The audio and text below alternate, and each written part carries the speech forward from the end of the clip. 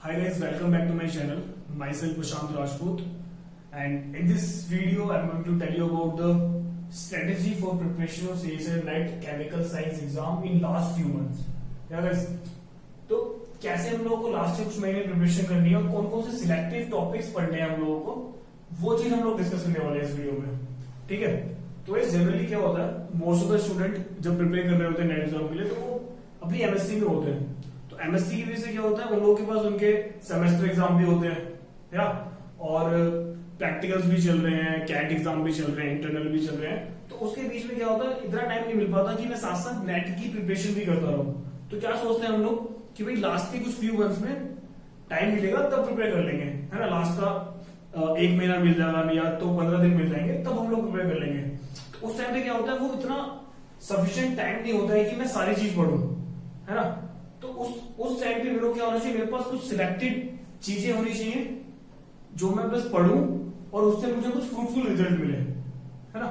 ये तो मतलब नहीं है कि मैं लास्ट के 15 दिन में थ्योरी लेके बैठ जाऊंगा या मैं बस न्यूमेरिकली कर रहा हूं, मेरे कॉन्सेप्ट क्लियर नहीं है. तो मेरे को चीजें भी पढ़नी है, प्रैक्टिस भी करनी है, पर तरीके से करनी है ना. मुझे पता होना चाहिए कि भाई इस टॉपिक से ज्यादा क्वेश्चन आते हैं तो I have to focus on this topic only. तो मैं बाकी की चीज क्यों पढ़ूंगा. ठीक है, तो जैसे मैं बात करूं, सबको पता है कि भाई नेट एग्जाम में 3 सेक्शन होते हैं. एक होता है मेरा ए सेक्शन, एक होता है बी, एक होता है सी. ठीक है, ए सेक्शन मेरा पूरा एप्टीट्यूड होता है. ठीक है, तो एप्टीट्यूड गाइस जो मैथमेटिक्स बैकग्राउंड के स्टूडेंट है, जो मैथमेटिक्स बैकग्राउंड के स्टूडेंट होता है उनके लिए एप्टीट्यूड बहुत इजी पड़ जाता है. तो दे कैन इजिली स्कोर कितने मार्क्स का, 30 मार्क्स का होता है एप्टीट्यूड. तो they can easily score 20 to 25 out of 30. ठीक है, तो ये एक प्लस पॉइंट होता है. तो मैक्सिमम लोग क्या करते हैं, एप्टीट्यूड सेक्शन को स्किप कर देते हैं. बट होता क्या है, अगर आपको जेआरएफ क्वालिफाइड करना है तो एप्टीट्यूड का बहुत बड़ा रोल होता है जेआरएफ क्वालिफाइड करने में. तो इस पे ध्यान देना है. पर होता क्या है, जो लोग बायो बैकग्राउंड से होते हैं, जिनकी मैथ्स इतनी स्ट्रॉन्ग नहीं होती है, उनके लिए यहाँ पे डिफिकल्टी बढ़ जाती है. तो उनके लिए क्या सजेशन है कि वो मैक्सिमम टाइम अपना बी और सी सेक्शन पे दें. मैक्सिमम टाइम बी और सी सेक्शन पे दें. ऑब्वियसली उसको देना ही पड़ेगा क्योंकि मेजर मार्क्स का हमारा बी और सी होता है या. और एप्टीट्यूड के लिए लास्ट से फ्यू टाइम बचा है, लाइक 10 मिनट बचा लिए और 15 मिनट बचा लिए, जिसमें मैं इसके 4 से 5 क्वेश्चन कर सकूं. 4 से 5 क्वेश्चन कुछ तो अटेम्प्ट करने ही पड़ेंगे. ठीक है, कुछ तो अटेम्प्ट करने, छोड़ के नहीं आना इसको भी, क्योंकि कितना भी हार्ड हो जाए, मतलब कितना भी अगर पेपर डिफिकल्ट है ना, तो एप्टीट्यूड ही बचाता है मेरे को. 10 से 15 नंबर अगर मैं खींच पा रहा हूं तो बहुत प्लस पॉइंट होता है मेरा एप्टीट्यूड सेक्शन के लिए. फिर मैं बात करता हूं बीओसी सेक्शन की. बीओसी सेक्शन में क्या होता है, मेरा मेजर टॉपिक की बात होती है ना. थ्रू आउट केमिस्ट्री की बात होगी बीओसी सेक्शन में. और जिसमें सी सेक्शन मेरा मोस्ट इंपोर्टेंट होता है. अगर मैं सी सेक्शन में ज्यादा स्कोर कर पा रहा हूं, 25 में से अगर 20 स्कोर कर पा रहा हूं सी सेक्शन में, तो मेरे लिए फ्रूटफुल है. तो इस चीज को हम बाद में डिस्कस करते हैं. पहले डिस्कस कर लेते हैं कौन कौन से टॉपिक जो मैंने यहां लिखे हुए हैं. ऑब्वियसली हमें वो उन टॉपिक पे ध्यान देना है. तो मैं इनऑर्गेनिक की बात करता हूं सबसे पहले गाइस. इनऑर्गेनिक में क्या, this organometallic, bio inorganic, coordination और ये केमिकल बॉन्डिंग, ये चारों टॉपिक मिला के almost it give you around 50 marks, 50 to 60 marks. 50 to 60 marks आपके इन चारों टॉपिक से लगाते हैं. ठीक है, मेजर टॉपिक है ये मेरे. पहले क्या होता था इसकी ऑर्गेनोमेटेलिक से या फिर मैं कोऑर्डिनेशन की बात करूं तो यहां से 20 से 25 मार्क्स के क्वेश्चन आ जाते थे, है ना. वो फिक्स ही होते थे कि हर जून के एग्जाम में और दिसंबर के एग्जाम में 20 से 30 मार्क्स के क्वेश्चन कोऑर्डिनेशन से और ऑर्गेनोमेटेलिक को मिला के आ जाते थे. पर अब क्या हो रहा है ना, अब रैंडम हो रही है चीजें. कई बार कोऑर्डिनेशन से 6 नंबर का ही आ रहा है, कई बार कोऑर्डिनेशन से 10 नंबर का आ गया, कभी 15 नंबर का आ गया, है ना. तो हम इस स्ट्रेटेजी में तो बेस नहीं कर सकते कि भाई ये मेजर इससे ज्यादा आ रहे हैं, मुझे बाकी चीज नहीं पढ़नी चाहिए, इससे ही मेरे 50 आ गए और इससे अगर मैं 50-60 लिया हूँ और एप्टीट्यूड कर लूंगा तो मेरा क्लियर हो जाएगा. तो अब ये केस नहीं बचा है कि मैं बस 2 यूनिट को करके अपने एग्जाम पे फोकस देता हूँ, है ना. कॉम्पिटिशन ज्यादा बढ़ता जा रहा है और बहुत सारे स्टूडेंट प्रिपरेशन कर रहे हैं, जिसकी वजह से कॉम्पिटिशन ज्यादा बढ़ रहा है. तो क्या है, चीजें टफ होती जा रही है. कोऑर्डिनेशन से भी क्वेश्चन पूछे जाते हैं, ऑर्गेनोमेटेलिक से भी पूछे जाते हैं, पर इतने नहीं पूछे जाते जो पहले पूछे जाते थे. तो अब आपको क्या करना है, अब आपको हर यूनिट से टॉपिक को सिलेक्ट करके उन पे फोकस करना है. है ना मैं सिर्फ इनऑर्गेनिक और ऑर्गेनिक फिजिकल करके जाऊंगा, मेरे को ऑर्गेनिक के भी कुछ पार्ट करने होंगे। होता क्या गाइस कि कुछ लोगों की फिजिकल और ऑर्गेनिक अच्छी होती है ना, कुछ की इनऑर्गेनिक और फिजिकल अच्छी होती है, और किसी की इनऑर्गेनिक और ऑर्गेनिक।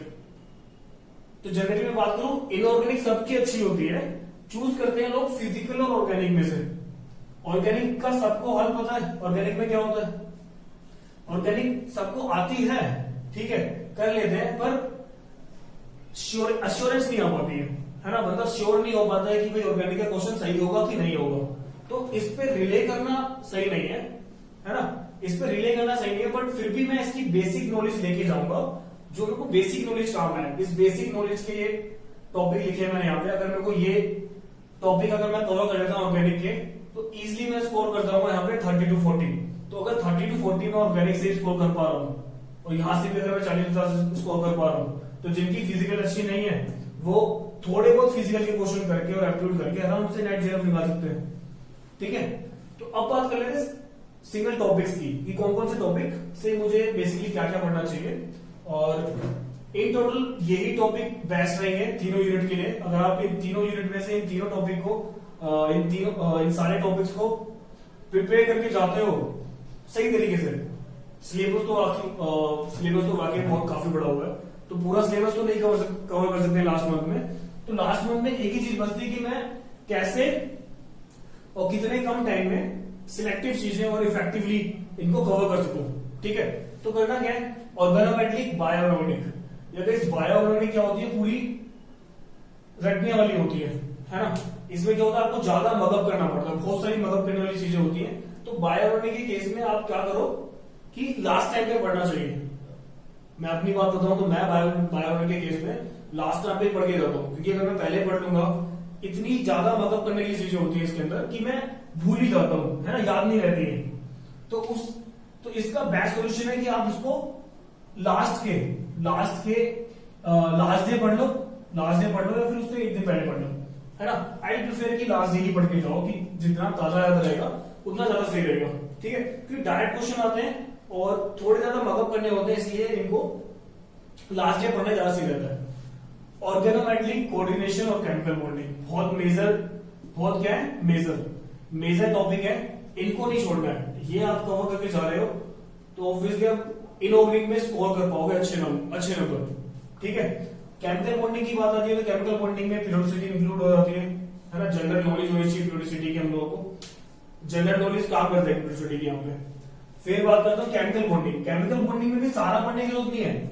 इसमें अगर आप स्ट्रक्चर्स पढ़ लो, स्ट्रक्चर्स और शेप कैसे निकालते हैं वो सब पता हो आपको, ठीक है। और आपको बताओ टर्म सिंबल से क्वेश्चन आते ही आते हैं, टर्म सिंबल्स की थोड़ी बहुत नॉलेज हो तो केमिकल बॉन्डिंग काम आ जाएगी, ठीक है। और कुछ फ्लेक्सिबल बिहेवियर भी पढ़ सकता हूं मैं इसके। और यहीं पे बात आती है मेरे स्पेक्ट्रम वगैरह की, मैग्नेटिक मूवमेंट वगैरह। तो ये सब चीजें हैं जिन पे मैं फोकस डालूं किसमें, केमिकल बॉन्डिंग में, तो काम हो जाएगा, ठीक है। पूरा पढ़ने की जरूरत नहीं है, पूरा पढ़ भी नहीं पाओगे, काफी बड़े चैप्टर है केमिकल बॉन्डिंग और ऑर्गेनोमेट्रिक, है ना। ऑर्गेनोमेट्रिक फिर भी आप कवर कर पाओगे, चीजें काफी सिंपल है। इसमें डायरेक्ट रूल है हमारे स्ट्रक्चर निकालने के लिए, फॉर्मुला निकालने के लिए, उनका मॉलिक्यूलर स्ट्रक्चर निकालने के लिए, मॉलिक्यूलर फॉर्मुला निकालने के लिए, तो हम इसको इजिली कवर कर सकते हैं, ठीक है। कोऑर्डिनेशन पूरा करके जाना है।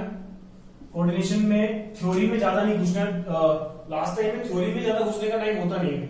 हम एमएससी में पढ़ते हुए आ रहे हैं कोऑर्डिनेशन, बीएससी में पढ़ते आ रहे हैं, 12th में ही पढ़ते आ रहे हैं। तो कोऑर्डिनेशन की मेरे को बेसिक नॉलेज तो है, तो मैं क्या करूंगा, मैं प्रीवियस ईयर की सेट्स उठाऊंगा, प्रीवियस ईयर की सेट उठा के मैं आइडिया लगा लूंगा कि कैसे कैसे क्वेश्चन आए हुए हैं, है ना। कोऑर्डिनेशन से कैसे क्वेश्चन आए हुए हैं, केमिकल बॉन्डिंग से कैसे आए हुए हैं, तो मैं उनका आइडिया लेके इसको कवर कर सकता हूँ, ठीक है।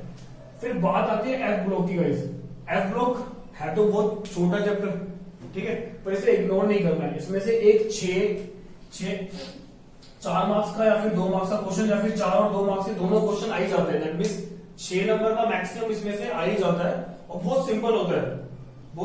आपको बस इसके मैग्नेटिक मूवमेंट पूछेगा, ऑर्बिटल और स्पिन वाली, या फिर इसके कलर स्पेक्ट्रम पूछ लेगा, इसको नहीं छोड़ के जाना है।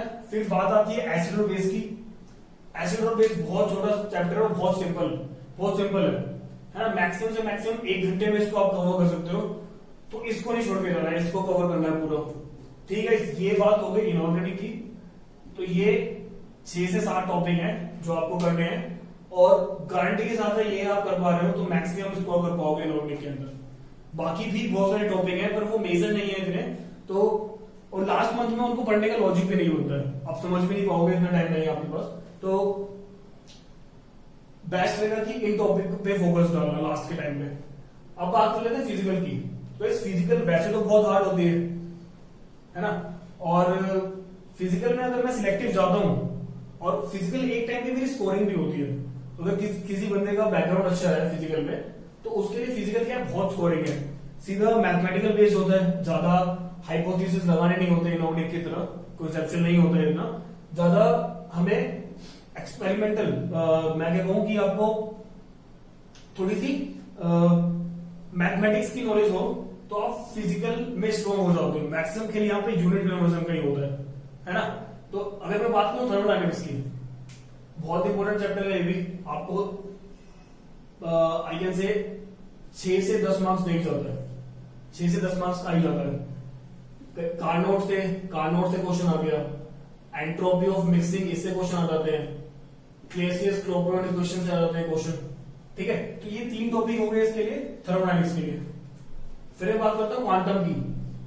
क्वांटम है तो काफी बड़ा चैप्टर, ठीक है, और मैक्सिमम लोग इसको स्किप भी कर जाते हैं और पूरा पढ़ भी नहीं पाते हैं, इतना टाइम होता भी नहीं कि इस क्वांटम को पूरा पढ़ा जाए। क्वांटम बहुत वास्ट है, अगर पढ़ने अगर मैं बैठू समझने बैठू तो बहुत वास्ट है। तो क्वांटम में सिलेक्टिव जाना बहुत जरूरी है। तो क्वांटम के अंदर पहले आता है, अगर मैं डीजेनरेसी की बात कर लूं, डीजेनरेसी के कॉन्सेप्ट पढ़ लूं मैं, कितने प्रीवियस ईयर के क्वेश्चन आए डीजेनरेसी पे, वो देख सकते हैं आप, 1D 2D 3D 1D 2D 3D। ठीक है, फिर बात होती है मैं अपने अप्रोक्सीमेट मेथड की बात कर लूं, अप्रोक्सीमेट मेथड आपको आने चाहिए। अप्रोक्सीमेट मेथड में हमारे कौन कौन से होते हैं, एक होता है मेरा परटर्बेशन, एक होता है मेरा वेरिएशन। ठीक है, बहुत सिंपल टॉपिक है दोनों, और डायरेक्ट क्वेश्चन पूछे जाते हैं इससे टॉपिक पे, फॉर्मूले बेस्ड डायरेक्ट क्वेश्चन आते हैं, और कुछ क्वेश्चन मेरे आ जाते हैं हाइड्रोजन से भी। ठीक है, तो ये चीजें किसके अंदर, क्वांटम के अंदर। तो क्वांटम दिखने में बड़ी है, अगर मैं सिलेक्टिव जाऊंगा और देखूंगा, फिल्टर करूंगा प्रीवियस ईयर के क्वेश्चन कौन कौन से टॉपिक से पूछे जाते हैं, तो आपको ये टॉपिक मिलेंगे। तो अगर आप इन टॉपिक को कवर करते हो तो डेफिनेटली अच्छा स्कोर करने वाला क्वांटम में भी। काइनेटिक्स की बात कर लूं मैं गाइस, काइनेटिक्स बहुत सिंपल चैप्टर है, बहुत सिंपल और छोटे छोटे चैप्टर है ना। काइनेटिक्स और इलेक्ट्रोकेमिस्ट्री हम लोग अपने 12 टाइम से और बीएससी टाइम से सबका स्ट्रॉन्ग होता है, सबका स्ट्रॉन्ग होता है काइनेटिक्स और इलेक्ट्रो। तो काइनेटिक्स में क्या नहीं छोड़ना है, एक तो एंजाइम कैटालिसिस,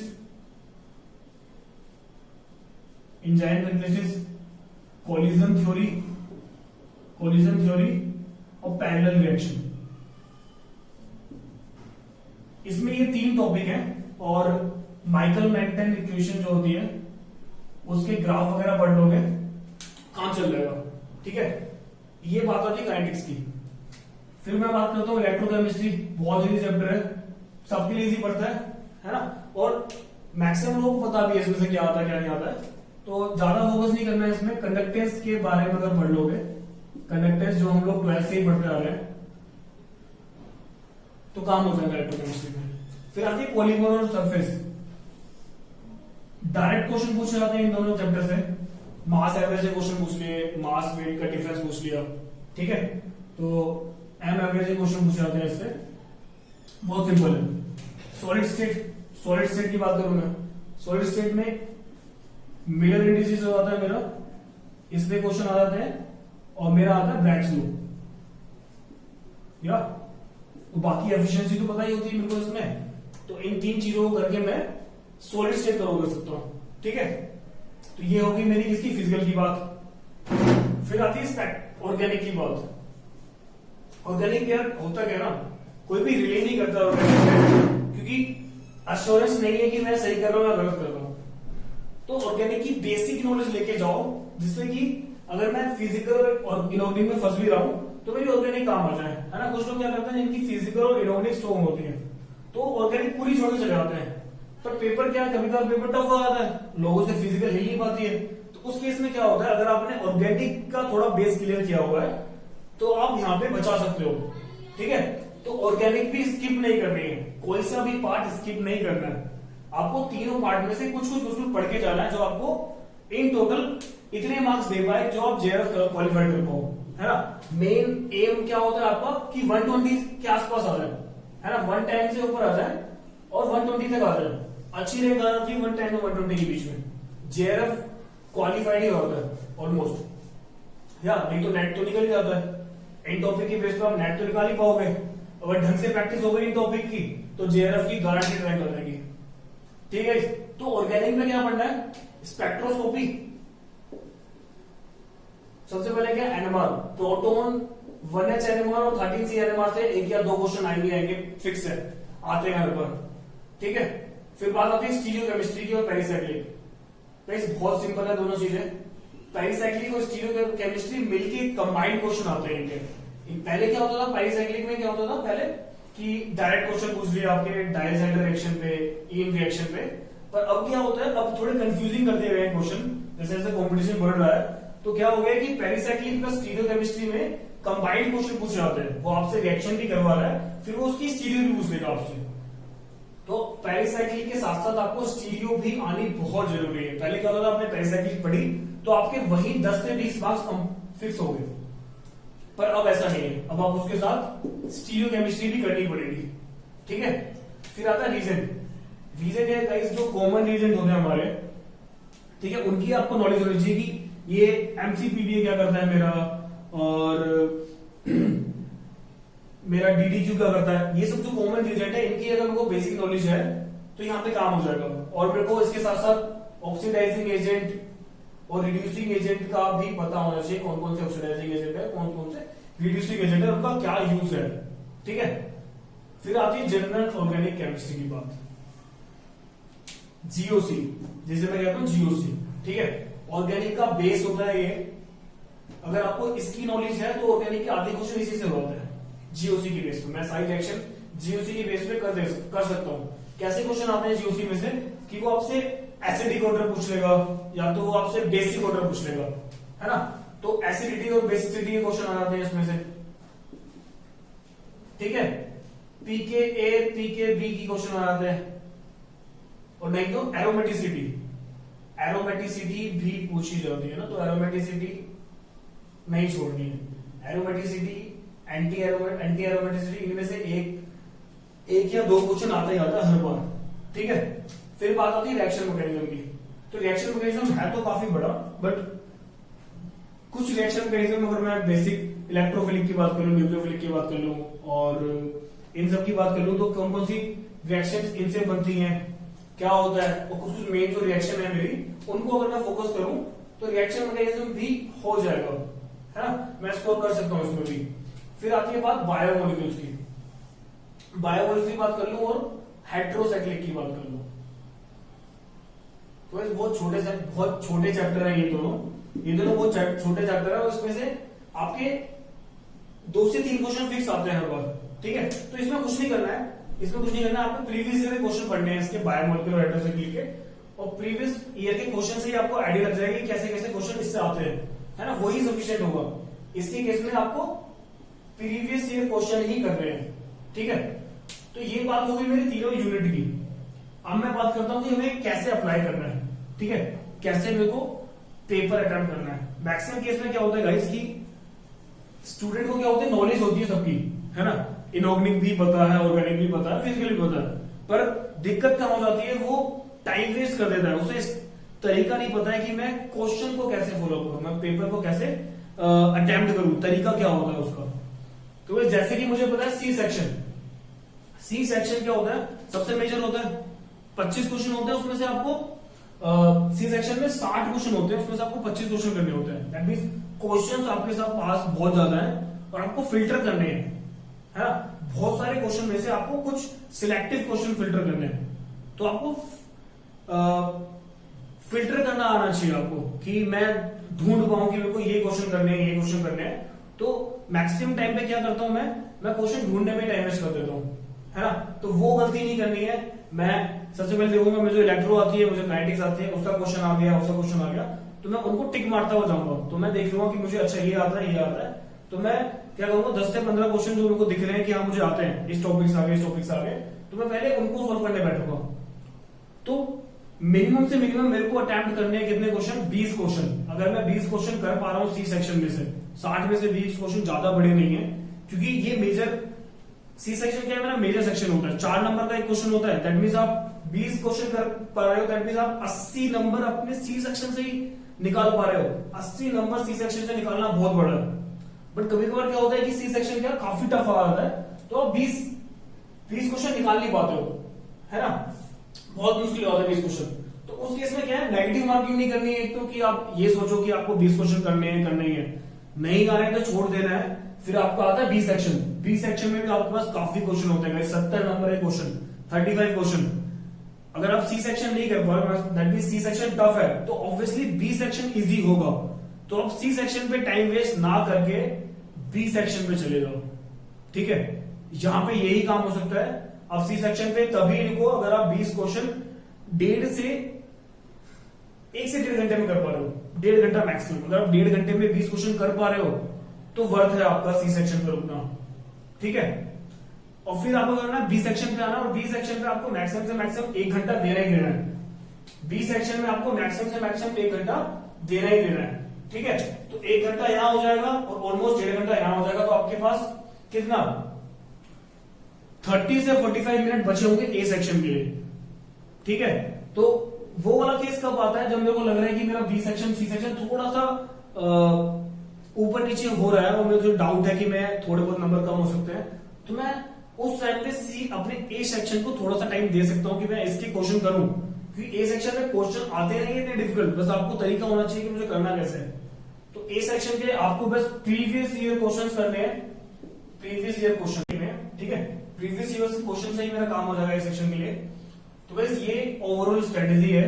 अगर आप ये सारे टॉपिक्स और इन सबको सही तरीके से कवर अप करते हो तो इस गारंटीड आप जेआरएफ निकाल पाओगे।